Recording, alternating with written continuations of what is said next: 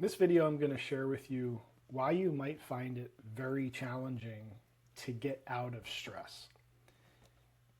And one of the reasons why that is because you actually have to stop the momentum of the stress cycle, because that momentum is actually now your body's path of least resistance. So it's going to default to the stress cycle, and that's why your brain can get addicted to stress. My name is Matthew LaBosco. I've spent over 2 decades helping people rebuild their bodies and reclaim their peace, from executives to entrepreneurs to parents who looked like they had it all together, but inside they were falling apart.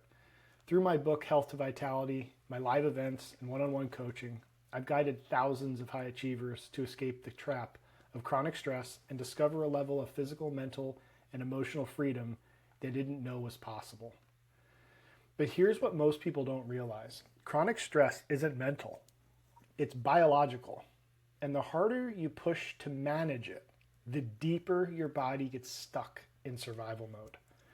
In this video, I'll show you the reason your brain gets addicted to stress and how to retrain it to feel safe again, even if meditation, therapy, and biohacks haven't worked.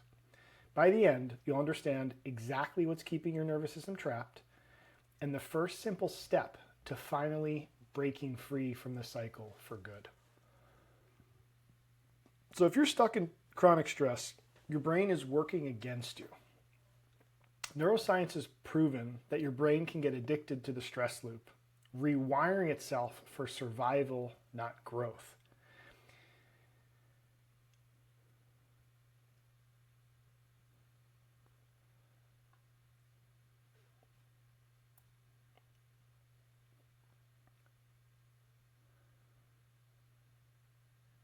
Here's how stress hijacks your life and how to finally escape the cycle. So a couple things to understand about stress and how it hijacks you is when it drops into survival mode, it puts some major processes on hold. And some of those major systems and processes are your metabolic rate drops, your digestion shuts down, anything that requires bigger picture, long-term thinking shuts off. And so those are the kinds of things that allow you to thrive. What allows you to thrive is big picture thinking, thinking about what's optimal for you in the moment and also the future you. In survival mode, you can only see right in front of you, and so you're more reactive. And the goal in survival mode is just getting out of pain in that moment. You're never thinking about how the strategy you're using in that moment could impact you long term. From a digestive standpoint, when we're in that chronic stress state, our body is constantly looking to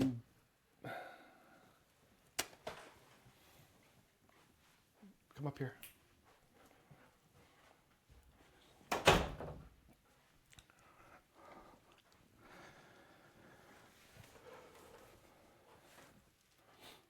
From a digestive standpoint, because all of the blood is moving away from your digestive system towards your extremities to kind of get, because you're in fight or flight, it shuts down your digestion. Because, as they say, when your body perceives it's running from a lion, it's not worried about eating, it's worried about being eaten.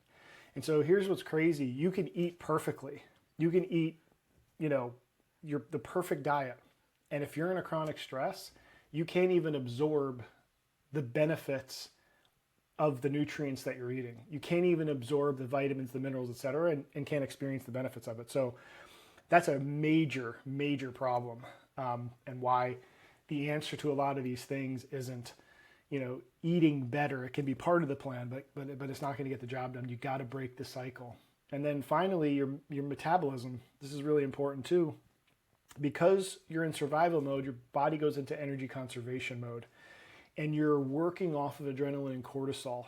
And adrenaline and cortisol are actually wickedly inefficient ways to make energy. I use the analogy of a power generator. When your lights go out here in Florida because of a hurricane, you don't have access to the power grid anymore, so you go on your generator. Well, those gas power generators are really handy to have when your electricity goes out, when you can't access the grid power. But It's loud, it's inefficient, a lot of byproduct, it smells, so it's great in emergency, but it's not designed to be there all the time. And that's kind of what happens with our metabolic rate, is we're burning inefficient fuel, and there's a lot of byproduct from adrenaline and cortisol being our primary fuel sources. And so it's really important to understand that our body will always choose surviving over thriving. And that's what I mean by it becomes the default path. If it believes it's being threatened at any moment and it's in survival, to jump out of that cycle, it takes something. And we're going to talk about that here in a second. Most people miss the early signs of chronic stress. Tension in your chest, racing thoughts, trouble focusing, digestive issues, hair thinning, waking up tired, even after 8 hours. You assume it's aging or just how life is, but it's not. It only gets worse. And this is really important because I think there's so many people that are just stuck in chronic stress that it's become normal. And, everybody's stressed. I can't tell you how many clients have told me, well, everybody's stressed. It's just how life is. It's like, well, it may be the normal thing right now or the common thing, but it's not normal. It's not the way things were designed to be. And so I think the other thing we got to watch for here is a lot of times because we're in such chronic stress, survival mode for so long, we have a tendency to disconnect from ourselves. So we may not even realize that we have pain anywhere in our bodies until we slow down. I've had many clients tell me that they're quote unquote fine until they're sleeping at night, or until they lay down, until they're resting, until they're still. And finally the body's like, okay, this is the only time I can get you to hear what's happening. And so maybe that's when you're aware of the tension or the restlessness or, body pain a lot, like shoulders, neck, etc. And so, these are the signs that something's off. And you got two choices in these moments. You listen to the communication and integrate it, or you distract yourself from them, or somehow get them to be muted by maybe having a drink or scrolling on TV, watching TV. Like, these are ways to distract and to numb the communications that are coming through. So stress isn't just emotional, it's biological. When it becomes chronic, your body enters survival mode. Everything not essential, digestion, hormones, healing, shuts down. It's like a school fire alarm. The class stops, learning halts, right? But the problem is if the alarm never shuts off, and that's really the bigger problem here, is the alarm goes off just like a fire alarm goes off, or even I'll say a smoke alarm, because smoke is usually the thing that triggers the fire alarm. And instead of treating the reason why the alarm went off, which was, hey, there's a fire here, what we do instead is we just focus on getting the alarm to turn off. So it would be like, redirecting smoke away from the alarm, the smoke alarm. And it's like, finally the fire alarm's gone off. It's like, yeah, I guess that's good, but at the same time, we didn't address the fire. And so it's constantly being tripped over and over again, and all the different, I'll call them personal development hacks, like meditating, even journaling can do this. We're going to talk about journaling here in a second, but there's a lot of these kind of modalities that aren't addressing the fire. They're clearing the smoke away from the fire alarm. And that's where we get into the chronic state of stress, because we're not addressing the problem that the alarm is trying to communicate to us. And that's when the cycle becomes a trap. Your body adapts, it rewires to survival. So the great news about your body is it adapts. The downside to your body is it adapts. The thing we have to really be mindful of is, what environment is it adapting to? Because it'll adapt to whatever environment you put it in. I mean, I don't know about you, but you've probably met, or maybe you're somebody that has been through some really horrible experiences, like really painful, traumatic things. And at a time when we're in that environment, it's the only environment we know, we adapt to that environment. It's like, well, this is normal, right? This is just the way it is. Like I had a client once say to me, well, like when your spouse just tells you you're a bleeping, bleeping, bleeping, bleeping. And I'm just like, whoa, no, I don't know that at all. Like I've never had my spouse never has cursed at me like that and told me what you just said. But for her, it was normal, right? Like she adapted to this environment, which was not optimal. It wasn't her thriving. She adapted to a survival environment, an environment where there was lots of danger around her, but her body just got used to it. And now survival begins to feel normal. And so the longer you stay in this loop or in this environment or in this stress cycle, the harder it is to break, because your brain always has an affinity to what it knows, even if what it knows causes you pain. So important to understand that. Just because it's familiar, that's all the nervous system wants to know. It doesn't look at this, at your situation, is this ideal, is this optimal? It just looks at the situation and says, do we know this? Oh yeah, we know this. At least we know we can survive, right? Because the system's not designed for thriving, it's designed to surviving. So what is stress doing underneath the hood?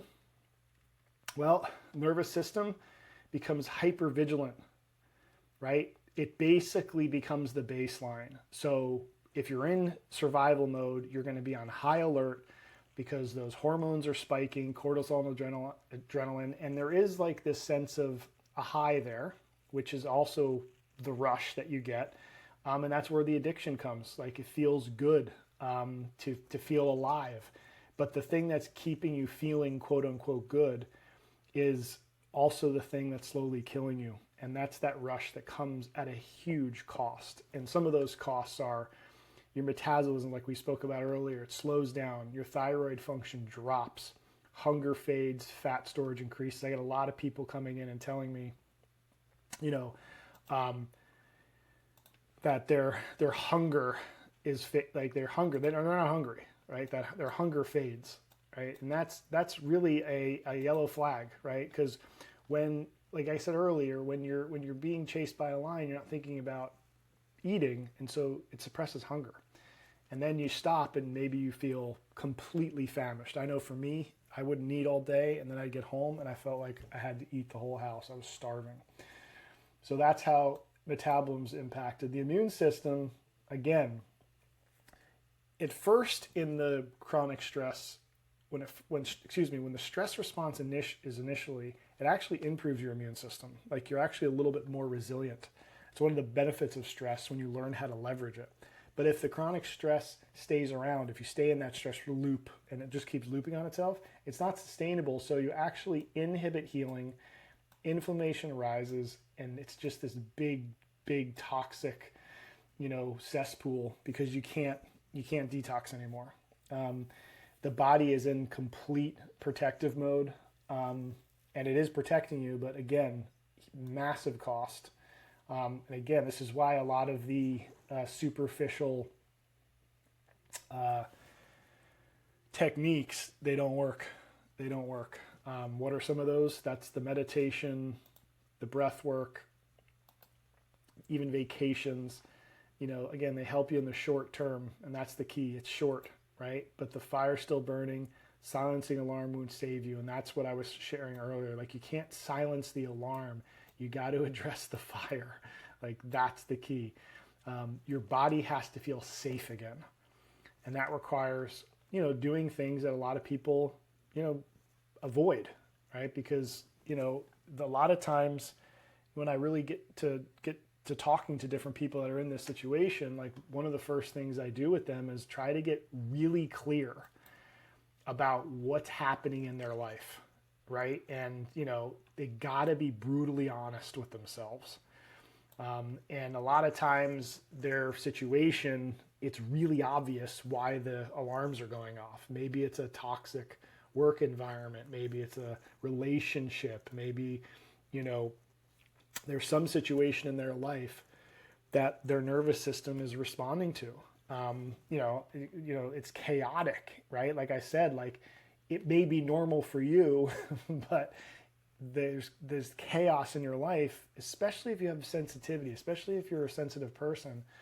Your nervous system is just more aware of things that are dysfunctional in your environment. And so one of the ways humans have an ability to deal with toxic realities, especially if they're used to it, is they dissociate from it. And that's when they avoid reality. They start to disconnect when something's off because, and for good reason, right? Maybe they don't know what to do about it. It's like, man, this toxic situation, like, I don't know what to do about it. So I could either constantly be in pain or I could dissociate from what's happening and create a fantastical reality about what's happening, right? And so you have to get honest about what's going on. You have to get honest and assume that your nervous system is correct, and you gotta get clear, like brutal honesty. And that's the next thing we'll talk about here is brutal journaling. You gotta get really clear about what's going on in your life, or it's not gonna calm down. You're just gonna be chasing your tail. And so one of the things I like to do, if I'm not doing it on a call with somebody, this is something that I invite people to do. I call it brutal journaling. Brutal honesty. Write down what you're avoiding. What are the things that you're kind of know is a problem, but you're making excuses for, or you've kind of convinced yourself there's nothing you can do about it, right? Write it down. Maybe it's a certain financial reality. Maybe it's just that one relationship that is just draining you, or maybe it's multiple. Or maybe it's that job that just doesn't align with who you want to be. It's kind of draining your soul. Write it down. Own it. Okay? I cannot emphasize that one enough. You got to own what's going on. You got to own it. You can't pretend things aren't happening. You can tell yourself all the different stories. Your mind can tell you, oh yeah, it's not that bad, or really that person really does care about me. Like we come up with all these narratives to justify, being involved in certain relationships or environments, or that we shouldn't be in, right? That your nervous system is basically saying no, even though you're creating this story about why it's okay. And that's really one of those super important things. I would say what I just shared is probably the most important thing, but these things can help you as well, right? Like if you want to really get into more of the physiological systemic impact, because it's a loop, right? Like the more stressed you are because of certain situations in life, the less you sleep, the less you get outside, you don't eat enough. I mean, it's so on and so forth. So as part of the package, going deeper, but you can't ignore what we just talked about a second ago. Like you got to address the reality, right? You got to get real, right? You got to get real with what's going on, and then you can then simultaneously do things to support your system. Like sleep is obviously huge. There's no recovery without sleep. This one is part of getting clear. Like you got to create real boundaries, whether that's whether I don't care how busy you are at work or how much you think, you have no time to do anything. One of the boundaries you can set is, hey, there's a 30-minute window or a 30 to 60-minute window every day that's non-negotiable, and it's my time to do what I need to do for me. And that's not like doing chores. It means being and sitting with yourself, like creating time to get connected to yourself to help your nervous system relax and calm down. Like that's not part of your routine. Like that's going to be a problem. Walking in nature, like get outside. It's another incredible way to regulate your nervous system, where just getting in nature can get you into that parasympathetic state. And then also eating. Like I can't tell you how many people I've talked to where I look at their food logs and they don't eat. They're too busy. It's like, okay, well that's stressful in itself. So that's a lot of the reason why people get stuck in these loops. And it's important to understand these aren't hacks. Okay, all of these things, when you do these things properly in conjunction with getting clear, is you're basically telling your body, hey, it's safe, okay? When your body's in survival mode, it doesn't feel safe. It feels threatened constantly. And so if we don't address the safety issue, we're going to be chasing symptoms forever. So, most people use these stress tools to cope, and that's really the mistake that's made. Real healing means solving the real problem. Like you got to solve what your body is reacting to. There's no hack for avoiding your life, but there is a path forward. Oh man, so important, right? There's no hack for avoiding your life, but there is a path forward. I had one client whose panic attacks were so intense that, she'd literally vomit from fear. And the way we got her out of it was getting her really, really clear on what was happening in her life. She had to face the reality of her situation and it wasn't pretty, but she was courageous enough to face the truth. She was tolerating way too much, and she made hard changes, man. Okay. And this young lady, early 20s, mid 20s, completely different human in 60 days. And this is after all kinds of therapy. And I mean, I can't tell you how much they've tried with this girl. And all we did was get her to face the truth and teach her how to face the reality she's in. And some of the truth was really toxic relationships that she had in her family. Hard to do, but she did it, man. And she's a different human. So the key here is, don't blame your body for chronic stress, because it's not the problem. Like, the body's trying to keep you alive in a broken environment. Okay. And like that, again, your body is on your side. Your body is on your side. Okay. It's the environment that you got to look at. That's how you create peace, by creating safety. Society hasn't taught us how to escape the chronic stress cycle. But here's how you can do it.